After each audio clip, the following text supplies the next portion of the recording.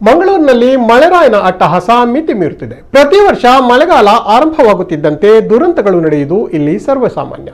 ಆದರೆ ನಗರದಲ್ಲಿ ನಡೆಯುತ್ತಿರುವ ಸರ್ಕಾರಿ ಪ್ರಾಯೋಜಿತ ಅಗೆತದ ಕಾಮಗಾರಿಗಳೇ ಪಾದಾಚಾರಿ ಮತ್ತು ದ್ವಿಚಕ್ರ ವಾಹನ ಸವಾರರಿಗೆ ಭೀತಿಯನ್ನ ಸೃಷ್ಟಿಸುತ್ತಿದೆ.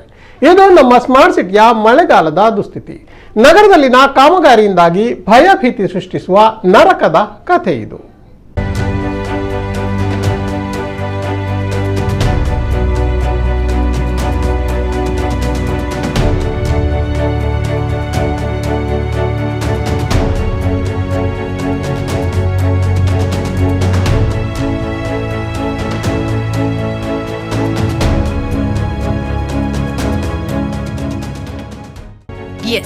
ಇದೆಲ್ಲವೂ ಮಂಗಳೂರಿನಲ್ಲಿ ನಡೆಯುತ್ತಿರುವ ಅರೆಬರೆ ಕಾಮಗಾರಿಗಳ ದುರಾವಸ್ಥೆಯ ಕನ್ನಡಿ. ಮಂಗಳೂರಿನಲ್ಲಿ ನಿರಂತರವಾಗಿ ನಾವು ಕೇಳುತ್ತಿರುವ ಅಂಗಾಂಗ ದಾನಕ್ಕೆ ಪೂರಕವಾಗಿ ನಗರದ ಕಾಮಗಾರಿಗಳು ಕೂಡ ನೆರವನ್ನ ನೀಡ್ತಾ ಇವೆ ಅಂತ ವ್ಯಂಗ್ಯವಾಡ್ತಿದ್ದಾರೆ ಮಂಗಳೂರಿನ ಜನತೆ. ಮಂಗಳೂರು ಮಹಾನಗರ ಪಾಲಿಕೆ, ಸ್ಮಾರ್ಟ್ ಸಿಟಿ, ಪಿಡಬ್ಲ್ಯೂ ಇಲಾಖೆ, ಮೆಸ್ಕಾಂ, ಜಲಸಿರಿ, ಗೇಲ್ ಗ್ಯಾಸ್ ಈ ಎಲ್ಲ ಕಂಪನಿ ಸಹಿತ 10 ಹಲವು ಸರ್ಕಾರಿ ಹಾಗೂ ಖಾಸಗಿ ಏಜೆನ್ಸಿಗಳು ನಗರದ ಎಲ್ಲೆಂದರಲ್ಲಿ ಕಾಮಗಾರಿಗಳನ್ನ ನಡೆಸ್ತಾ ಇವೆ. ಈ ಅರೆಬರೆ ಕಾಮಗಾರಿಗಳಿಂದಾಗಿ ಗುಂಡಿ ಬಿದ್ದು ಕೈಕಾಲು ಕುತ್ತಿಗೆ ಮುರಿದುಕೊಂಡವರು ಅದೆಷ್ಟೋ ಮಂದಿ ಆಸ್ಪತ್ರೆ ಪಾಲಾಗಿದ್ದಾರೆ. ಅಭಿವೃದ್ಧಿ ಕಾಮಗಾರಿಗಾಗಿ ನಗರದ ಕದ್ರಿ, ಬನ್ಸ್ ಹಾಸ್ಟೆಲ್, ಜ್ಯೋತಿ, ಲಾಲ್ಬಾಗ್, ಕೆಎಸ್ಆರ್ಟಿಸಿ ಸೇರಿದಂತೆ ಹಲವೆಡೆ ಕಾಂಕ್ರೀಟ್ ರಸ್ತೆಯನ್ನ ಅಗೆದು ಹಾಕಲಾಗಿದೆ. ಸುಮಾರು 5 ಇಂಚು ಇರುವ ಕಾಂಕ್ರೀಟ್ ರಸ್ತೆ ಮತ್ತು ಫುಟ್ಪಾತ್ಗಳಲ್ಲಿ ಗುಂಡಿಗಳನ್ನ ಅಗೆದಿಟ್ಟು ಅನಿಲದ ಪೈಪ್ ಇಳಿಸಿ ಯಥಾಸ್ಥಿತಿಯಲ್ಲಿ ಬಿಟ್ಟು ಹೋಗಿದ್ದಾರೆ. ಹಲವಾರು ಕಂಪನಿಗಳು ಅರೆಬರೆ ಕೆಲಸ ಮಾಡಿ ಸಾರ್ವಜನಿಕರಿಗೆ ಸಂಕಷ್ಟವನ್ನ ಉಂಟು ಮಾಡ್ತಿವೆ. ಇದೇ ಗುಂಡಿಗಳ ಮೇಲೆ ಮಳೆ ನೀರು ಹರಿದು ಹೋಗೋದ್ರಿಂದ ಇದು ದ್ವಿಚಕ್ರ ಸವಾರರು ಮತ್ತು ಪಾದಾಚಾರಿಗಳಿಗೆ ಮೃತ್ಯು ಕೂಪಗಳಾಗಿ ಪರಿವರ್ತಿತವಾಗುವ ಭಯ ಕಾಡ್ತಿದೆ.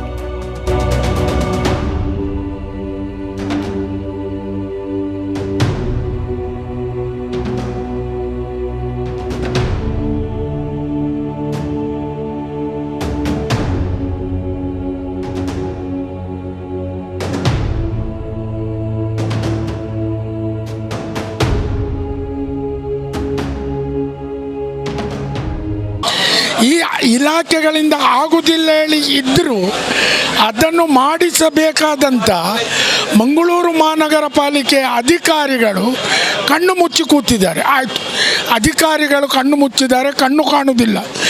ಅವರವರ ವಾರ್ಡಿನಲ್ಲಿ ಆಗುತ್ತಿರುವ ಈ ಸಮಸ್ಯೆಯ ಬಗ್ಗೆ ಆಯಾ ವಾರ್ಡಿನ ಕಾರ್ಪೊರೇಟರ್ಗೆ ಕಣ್ಣು ಕಾಣುವುದಿಲ್ವಾ?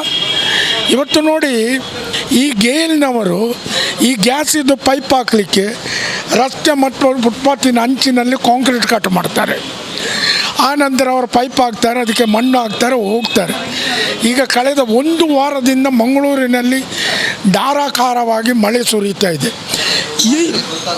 ಎಲ್ಲೆಲ್ಲಿ ಈ ಮಣ್ಣು ಹಾಕಿದ್ದಾರೆ, ಈ ಮಳೆಗೆ ಅದು ಸಿಂಕ್ ಆಗಿದೆ.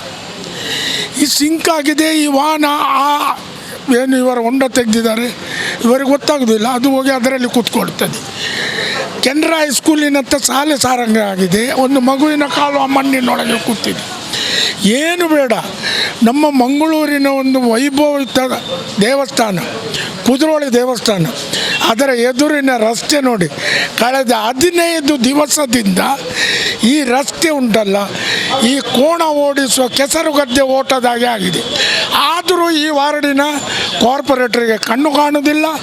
ಮಂಗಳೂರು ಮಹಾನಗರ ಪಾಲಿಕೆ ಅಧಿಕಾರಿಗಳಿಗೆ ಕೈ ಬಿಸಿ ಆದರೆ ಆಯಿತು. ಯಾಕೆ ಹೇಳಿದರೆ, ಇಲ್ಲಿಯ ಗುತ್ತಿಗೆದಾರರು ಒಂದು ದೊಡ್ಡ ಗುತ್ತಿಗೆದಾರರು, ಅವರು ಅಧಿಕಾರಿಗಳ ಕೈ ಬಿಸಿ ಮಾಡಿದರೆ ಇವರಿಗೆ ಕಣ್ಣೇ ಕಾಣುವುದಿಲ್ಲ. ಇವತ್ತು ಮಂಗಳೂರಿನಲ್ಲಿ ಇಂಥ ಪರಿಸ್ಥಿತಿ ಇದೆ ಹೇಳಿದರೆ, ಮಂಗಳೂರು ಮಹಾನಗರ ಪಾಲಿಕೆ ಜೀವಂತ ಇದೆಯಾ ಇಲ್ಲ ಹೇಳುವಂಥದ್ದನ್ನು ಮಂಗಳೂರಿನ ಜನರು ಕೇಳುವ ಪರಿಸ್ಥಿತಿ ಉಂಟಾಗಿದೆ. ಈಗ ಮುಂಗಾರು ಪೂರ್ವ ಮಳೆ ಆರಂಭವಾಗಿದೆ. ಈ ಮಳೆಗೇನೆ ಅಧ್ವಾನ ಕಾಮಗಾರಿ ಪ್ರದರ್ಶನಗೊಂಡಿದೆ. ರಸ್ತೆ ಬದಿ ಅಗೆದು ಮುಚ್ಚದೆ ಬಿಟ್ರೆ ಅಪಾಯ ಖಂಡಿತ ಎನ್ನುವ ಕನಿಷ್ಠ ಜ್ಞಾನವೂ ಅಧಿಕಾರಿಗಳಿಗೆ ಇಲ್ಲ. ಕಾಮಗಾರಿ ನಡೆದ ಬಳಿಕ ಅದನ್ನ ಮತ್ತೆ ಸುಸ್ಥಿತಿಗೆ ತರಬೇಕಾಗಿರೋದು ಆ ಕಂಪನಿಗಳ ಜವಾಬ್ದಾರಿ ಕೂಡ ಹೌದು. ಆದ್ರೆ ದುರಸ್ತಿಗೆ ಅವರು ಮುಂದಾಗ್ತಿಲ್ಲ. ಅದನ್ನ ಮೇಲುಸ್ತುವಾರಿ ಮಾಡಬೇಕಾದ ಅಧಿಕಾರಿಗಳು ಬೆಚ್ಚನೆಯ ಎಸಿ ರೂಮ್ನಲ್ಲಿ ಚಹಾ, ಬಿಸ್ಕೆಟ್ ತಿಂದು ತೆಪ್ಪಗೆ ಮಲಗಿ ಬಿಡ್ತಾರೆ. ಆದ್ರೆ ಈ ಅಧ್ವಾನಗಳಿಂದ ಬಡವ ಒಂದು ಶಾಶ್ವತ ಅಂಗ ಊನವಾಗ್ತಾನೆ ಅಥವಾ ಪ್ರಾಣವನ್ನೇ ಕಳೆದುಕೊಳ್ತಾನೆ. ಮಾನ್ಯರೇ, ಮಂಗಳೂರು ನಗರಾದ್ಯಂತ ಈಗ ಮೊದಲ ಮಳೆಗೆ ಇಲ್ಲಿ ಅಧ್ವಾನ ಎದ್ದು ಹೋಗಿದೆ. ರಸ್ತೆ ಬದಿ ಕಾಮಗಾರಿ ನಡೀತಾ ಇದ್ದು, ಇದರಲ್ಲಿ ಜಲಸಿರಿ ಯೋಜನೆಯ 24x7 ಇದೆ. ಪ್ಲಸ್ UGDಯಿಂದ ನಗರ ಪಾಲಿಕೆಯಿಂದ UGD ಕಾಮಗಾರಿ ನಡೀತಾ ಇದೆ.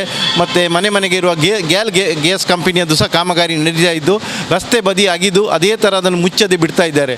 ಇದರಿಂದ ರಸ್ತೆ ಬದಿ ನಡೆಯುವ ದಾರಿ ಹೋಕರಿಗೆ ಮತ್ತು ವಾಹನಗಳಿಗೆ ಇದು ಅಪಾಯ ಉಂಟು ಆಗ್ತಾ ಇದೆ. ಕೆಲವರು ಕೈಕಾಲು ಮುರಿದು ಆಸ್ಪತ್ರೆ ಸೇರಿದಂಥ ಪರಿಸ್ಥಿತಿ ಇದೆ. ಇದರ ಕಾಮಗಾರಿ ನಡೆಸುವಾಗ ಅವರು ಅಗ್ರಿಮೆಂಟಲ್ಲಿ ನಗರ ಪಾಲಿಕೆಗಾಗಲಿ ಜಿಲ್ಲಾಡಳಿತಕ್ಕಾಗಿ ಇದನ್ನು ಮುಂಚಿನಂತೆ ಮಾಡಿಕೊಡ್ತೇವೆ ಅಂತೇಳೋ ಒಂದು ಅಗ್ರಿಮೆಂಟು ಸಹ ಸೈನ್ ಹಾಕಿರ್ತಾರೆ. ಬಟ್ ಕಾಮಗಾರಿ ನಡೆದ ಮೇಲೆ ಆ ಒಂದು ಅದನ್ನು ಮುಂಚಿನಂತೆ ಸರಿಪಡಿಸುವ ಯಾವುದೇ ಒಂದು ಕಾರ್ಯವನ್ನು ನಡೆಸ್ತಾ ಇಲ್ಲ. ಇದನ್ನು ನೋಡಿಕೊಳ್ಳಬೇಕಾದ ನಗರ ಪಾಲಿಕೆ ಆಗಲಿ ಅದಕ್ಕೆ ಸಂಬಂಧಪಟ್ಟ ಅಧಿಕಾರಿಗಳು ಕಣ್ಣು ಮುಚ್ಚಿ AC ರೂಮಲ್ಲಿ ಕೂತು ನಡೆಯುವ AC ರೂಮಲ್ಲಿ ಇರುವುದರಿಂದ ಈ ಕಾಮಗಾರಿಯ ಅಧ್ವಾನ ನಡೀತಾ ಇದೆ. ಇಲ್ಲಿ ಏನಾಗ್ತಾ ಇದೆ ಅಂದರೆ ಈ ಮೊದಲ ಅಥವಾ ಎರಡನೇ ಮಳೆಗೆ ಕಾಮಗಾರಿ ಮುಚ್ಚದೆ ಅಥವಾ ಮಣ್ಣು ಹಾಕದೆ ಮಾಡಿದಂಥ ಕಾಮಗಾರಿಯಿಂದ ಹೊಂಡ ಗುಂಡಿಗಳು ಬಿದ್ದು ಮಳೆ ಆರಂಭದ ಮಳೆಗೆ ಈ ಸ್ಥಿತಿ ಉಂಟಾದ್ರೆ ಇನ್ನು ಮುಂದಿನ ಸ್ಥಿತಿ ಹೇಗೋ ದೇವರೇ ಬಲ್ಲ. ಸದಸ್ಯ ನಗರ ಪಾಲಿಕೆ ಆಯುಕ್ತರು ಪಾಲಿಕೆ ವ್ಯಾಪ್ತಿಯಲ್ಲಿ ಹೊಸದಾಗಿ ಕಟ್ಟಡ ನಿರ್ಮಾಣ ಕಾಮಗಾರಿ ಕೈಗೊಳ್ಳದಂತೆ, ಮಳೆಗಾಲ ಪೂರ್ಣಗೊಂಡ ನಂತರ ಆ ಕಾಮಗಾರಿಗಳನ್ನು ಪ್ರಾರಂಭಿಸುವಂತೆ ಸಾರ್ವಜನಿಕರಲ್ಲಿ ಮನವಿ ಮಾಡಿದ್ದಾರೆ.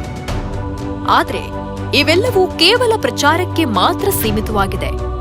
ಆದ್ರಿಂದ ಜನತೆ ಮಾತ್ರ ಅವರವರ ಎಚ್ಚರಿಕೆಯಲ್ಲಿ ಓಡಾಡುವುದು ಒಳಿತು. ಇಲ್ಲವಾದಲ್ಲಿ ಸೊಂಟ ಕುತ್ತಿಗೆ ಮುರಿದು ಕೋಮಾವಸ್ಥೆಗೆ ತಲುಪಿ ಬಳಿಕ ಅಂಗಾಂಗ ದಾನ ಮಾಡಬೇಕಾದೀತು. ಗಣೇಶ್ ಪೂಜಾರಿ, ನಮ್ಮ ಕುಳ್ಳ ನ್ಯೂಸ್, ಮಂಗಳೂರು.